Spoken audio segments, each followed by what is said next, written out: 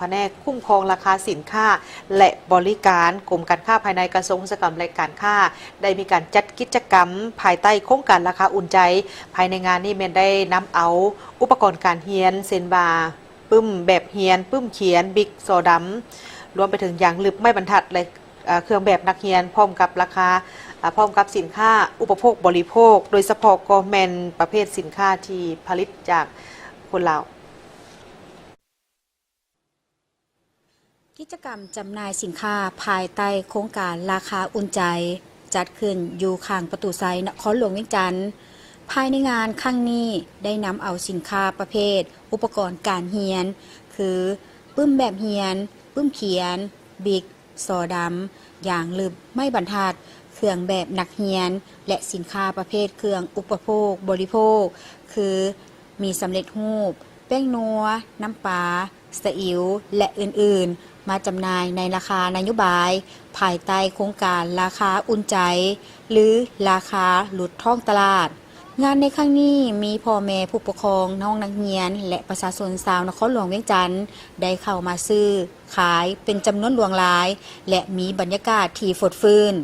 งานกิจกรรมดังกล่าวตัวนี้เนาะแมนเฮาจัดภายใต้โครงการราคาอุ่นใจที่ว่าเป็น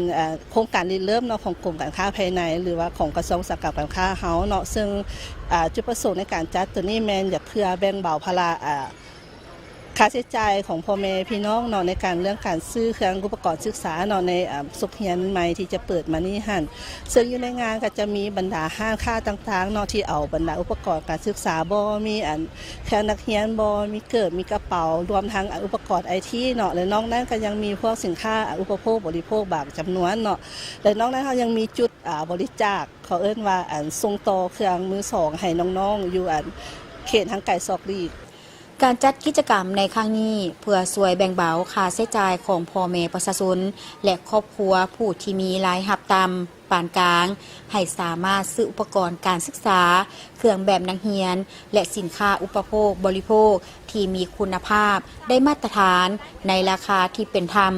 สร้างกลไกการแจกจ่ายสินค้าการศึกษาให้ทั่วถึงและสร้างความสมดุลระหว่างการตอบสนองและความต้องการในท้องตลาดบ่ให้เกิดการขาดแคลนสินค้า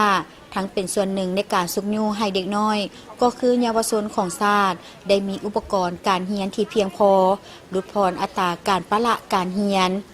ย้อนความยุ่งยากทางด้านการเงินเคียงคู่กันนั่นเป็นการส่งเสริมการร่วมมือและสร้างการพัวพันระหว่างภาครัฐและผู้ประกอบการให้แน่นแฟ้นขึ้นตื่ม